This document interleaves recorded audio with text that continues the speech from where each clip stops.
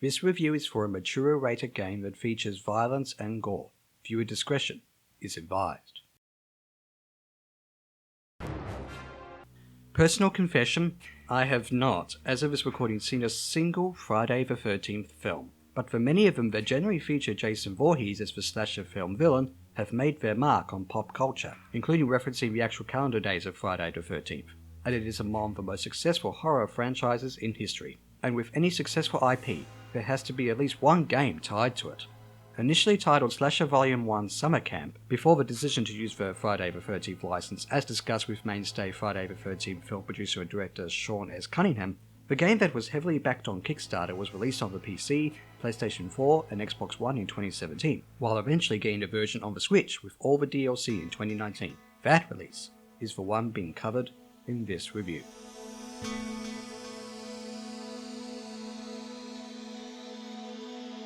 The game sets out to recreate the settings, characters and moments from the Friday the 13th franchise in the form of an online multiplayer open survival horror game, where you have to kill as Jason Voorhees or survive as one of up to 7 camp counselors. How it all looks and sounds is likely to please any Friday the 13th fan, though it does have its problems. Developed with the Unreal Engine 4, the settings and 3D models with a primary use of motion capture, especially that of Jason, are mostly credible in an attempt at what seems to be a cross between somewhat cartoony graphics and realistic graphics, but textures and other details either disappear or noticeably take seconds to load, if there is a lot of clipping and glitching. Still, the settings, animation and a good amount of the lighting make for a great environment.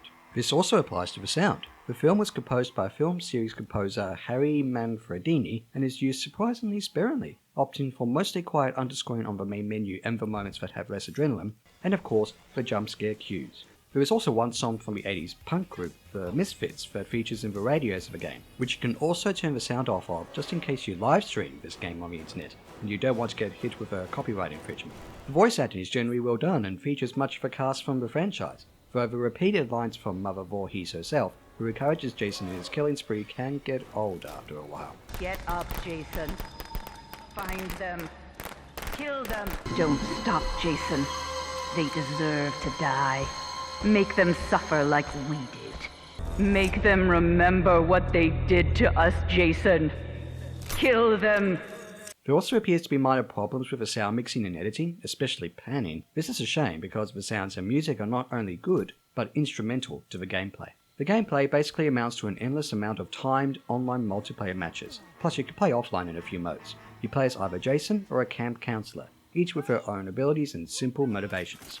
Looking at the How to Play section, it may appear a bit intimidating at first, but it quickly becomes second nature. Completion of a match is another matter. Jason has the abilities of teleporting, morphing, to other parts of the map, sensing nearby counselors or where they may be, shifting to move very fast temporarily, plus a quiet stealth option. These abilities only gradually become available as the match goes on, and once used, have to recharge. Jason is unstoppable, only briefly stopped in his tracks by traps and items used by the counselors. Jason's objective is simple: kill all counselors.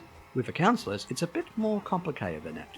You have to survive before time runs out, but due to Jason's powers, that is harder. You actually have the option to repair a car or boat, call the police, or radio for Tommy Jarvis, which can be essentially the only way to kill Jason, which rarely happens, if at all. Doing one of these objectives takes time and exploration and looking around, so the tension in trying to survive is raised, and makes for a good survival horror-ish experience. Make sure you don't make noise or just simply hide. It is annoying, however, when you spend time fixing a vehicle only for the other counselors to leave without you because there's no room or time, or because it's just that sort of multiplayer thing. Also, with the counselors, you can't play as them offline, only Jason. Because the counselors' objectives are a little more complicated, it's a shame you can't play or practice with them, even if your teammates, or potentially Jason, have dumb AI. Yep, the offline match mode where you play as Jason features some genuinely dumb AI. Why are you just standing there?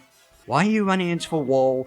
The other offline mode consists of a challenge mode, which is the closest thing this game has to a story mode, where you complete a series of objectives and obtain medals, or skulls, in the game to get more challenges to play. There is more emphasis on stealth in this mode than in other modes, where Jason can't be spotted, so it comes down to observing patterns, not to mention reenacting slasher kill moments from the films. And finally, there is a virtual cabin which will surely be a big appeal to fans of the franchise, with information about the films and how the game was made.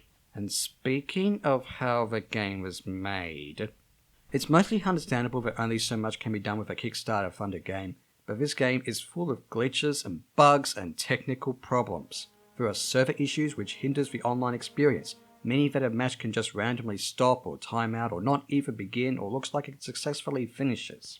You may be able to sense some matches about to time out when your B button, amongst other things, does not respond. And the aforementioned problems with the graphics and sound can extend to glitches and bugs, such as characters being stuck or going through environmental objects. Jason seems to have done an elaborate kill here, only he can't run or do anything really. And look, even a counselor is flying around in the strangled animation, for they are probably running and using a flashlight. This is an online match with other players, by the way, not bots. As extremely infuriating as this was, I couldn't help laughing loudly.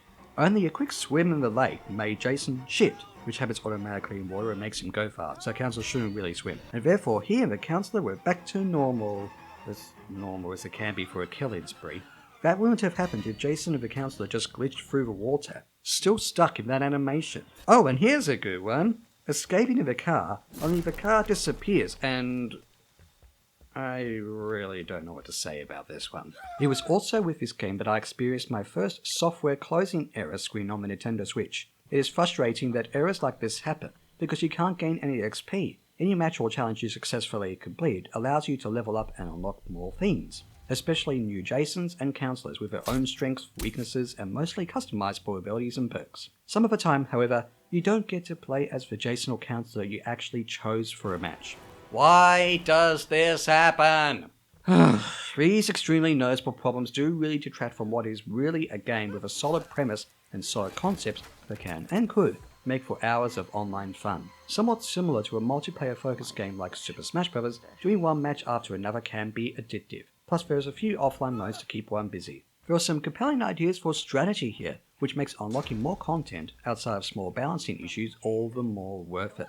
It is just a shame that the experience is not as smooth as it should be. Granted, the game has been patched, updated and checked in for months, given the initial release had very few maps to play on, and by the time you may play the game, it could be one step closer to being a near-perfect online experience, regardless of issues with Nintendo's online service, for example, a little over a year later. Ultimately, Friday the 13th fans may get more of a kick out of this game, but the gameplay and ideas should also be fun to play with for non-fans as well. It is just a shame both audiences may have their immersion broken because of said problems. Thank you so much for watching this review of Friday the 13th of the game. You will surely have seen excerpts from the live stream hosted by the Nintendo reviewer on September 13th. A little more of that, including footage I recorded, will be featured in an extra video that is coming out 24 hours after the upload of this video. What is that extra video really about? Well, you'll just have to wait and see. Have a good day or night or whatever it is, and I'm actually at PAX now. Hooray! Bye for now.